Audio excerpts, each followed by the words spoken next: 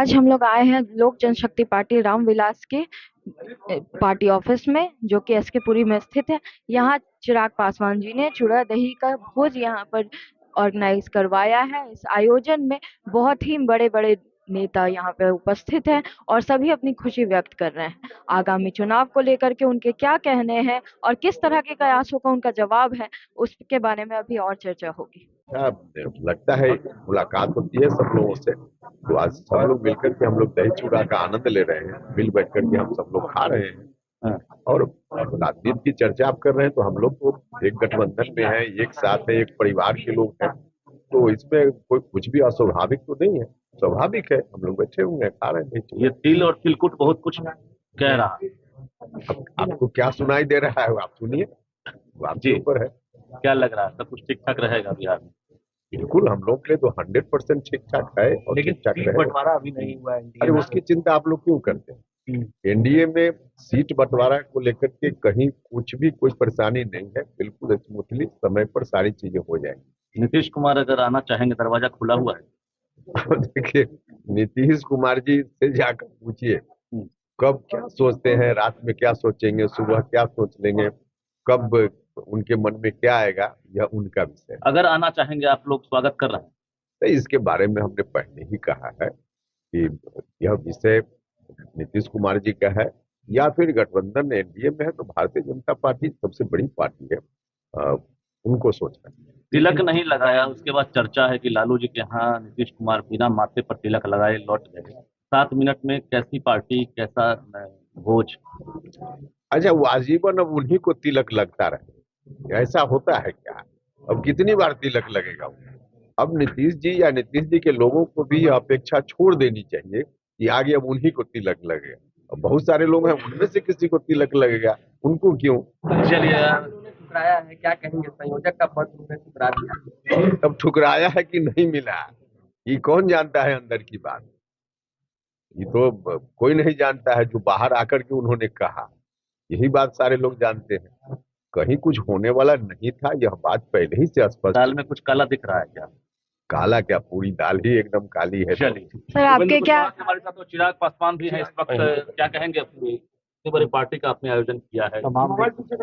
ये एक परंपरा का हिस्सा है, हर साल हम लोग करते हैं। मेरे नेता, मेरे पिता आदरणीय रामविलास पासवान जी जब तक थे, वो भी हर साल इसी तरीके से दही चूड़ा का आयोजन वो रखते थे।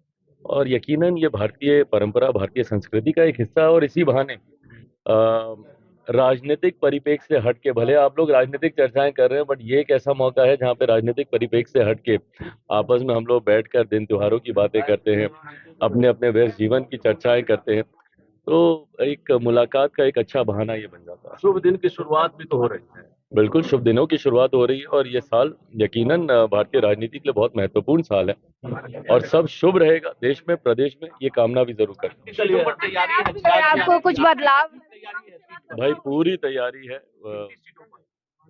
भाई तैयारी तो अच्छी सीटों पे ही करने की जरूरत है। जब 40 सीटें बिहार में हैं, तो हमारे संगठन का, हमारे जनाधार का लाभ हमारे गठबंधन के साथियों को भी हो, तो उसके लिए ऐसा नहीं ना कि सिर्फ अपनी सीटों पे हम तैयारी करेंगे, तैयारी सब पे ही करेंगे। धन्यवाद।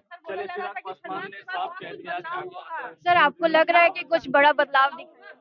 भाई खरमास के बाद बदलाव की अपेक्षा जरूर की जाती है, बट इतना जरूर है कि शुभ दिनों की शुरुआत है, तो सब शुभ ही होगा जो भी बदलाव होगा। सर, आपके हिसाब से क्या आसार हैं बिहार में राजनीति के आने वाले चुनाव? भाई देखिए, 100 बात की एक बात, 40 की 40 सीटें एनडीए गठबंधन जीतेगा, इसमें कहीं कोई संदेह नहीं।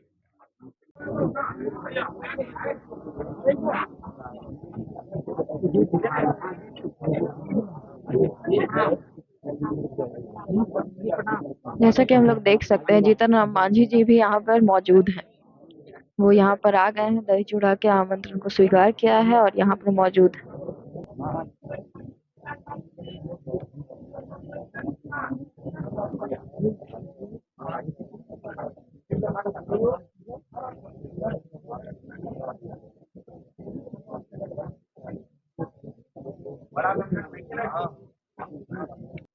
इस बार एकदम बेफिक्र होके जाइए, इंडी गठबंधन के किसी भी पार्टी का एक भी खाता नहीं खुलने, इंक्लूडिंग नीतीश कुमार जी की पार्टी जनता दल यूनाइटेड।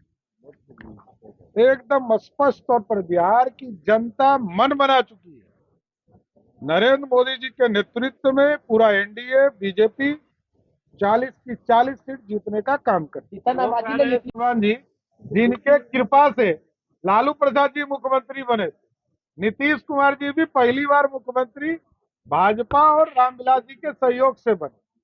इसलिए ये गलतफहमी में मैं नहीं हूं, 90 को भी याद कीजिएगा, पता चल जाएगा कि लालू प्रसाद जी को मुख्यमंत्री बनाने वाले शरद यादव जी, रामविलास पासवान जी और नीतीश कुमार जी। तेजस्वी यादव ने कल एक बयान किसी दिया। के पीछे पड़ने की जरूरत है। दोनों बड़े नेता हैं, मोदी जी भी बड़े नेता हैं देश के, और वो भी मुख्यमंत्री जी। हमको किसी के पीछे नहीं पड़ना है, हम अपने अधिकार की बात करेंगे और अपने अधिकार के लिए लड़ेंगे। भैया आप हम ही ना अकेले लड़ने की हिम्मत है बिहार में, तो आप अभी हड़बड़ा क्यों रहे हैं? आप इंतजार करिए, 3 मार्च के बाद आप हमसे पूछिएगा कि हम कहाँ लड़ेंगे कहाँ नहीं लड़ेंगे। लेकिन ये तय है कि कोसी सीमांचल हमारी खून और मिट्टी है, हमें उससे कोई अलग नहीं कर सकता। और आप समझ लीजिए कि पूर्णिया 23 तारीख से प्रणाम पूर्णिया का कैंपेन शुरू होगा। 36 दिन की यात्रा होगी कोसी सीमांचल की। 3 मार्च को हम कोसी सीमांचल की आज़ादी की लड़ाई शुरू करेंगे, और ये लड़ाई आर पार की होगी। बिना आज़ादी के या बिना भ्रष्टाचार के मुक्ति के कोई समझौता पप्पू यादव नहीं करने जा रहा है, ये आप याद रखें। जी इससे पहले मैडम खूब ठंडी रखी है अभी तो।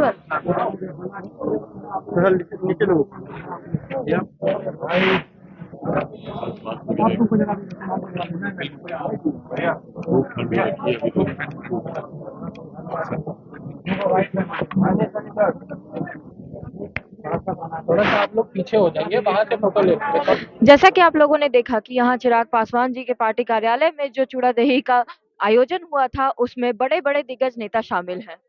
पप्पू यादव जी, सम्राट चौधरी जी, हमारे राज्यपाल विश्वनाथ आलेकर और सारे यहाँ पर मौजूद रहे। साथ ही साथ जीतन राम मांझी जी भी यहाँ पे उपस्थित रहे। तो एक बड़ी बात यहाँ पर मानी जा रही है कि आने वाले लोकसभा चुनाव के लिए एक बहुत बड़ा शक्ति प्रदर्शन यहाँ पर हुआ है। सारे दिग्गज नेता का एक साथ एक जगह पर भोजन साझा करना, मंच पर उपस्थित होना, ये एक बड़ी बात है। तो बहुत सारे कयास ऐसे लगाए जा सकते हैं कि आगे आने वाले चुनाव में बहुत तरह के बदलाव हम सभी को देखने को मिलेंगे। ये ऐसे तो ये सारे एनडीए के ही शामिल नेता हैं, लेकिन पप्पू यादव अभी तक किसी भी गठबंधन में अलायंस में नहीं शामिल हुए हैं। तो ये माना जा सकता है कि आगे वो इसमें शामिल होने वाले हैं या फिर कुछ और ही हो सकता है। तो आइए देखते हैं आगे क्या होने वाला है।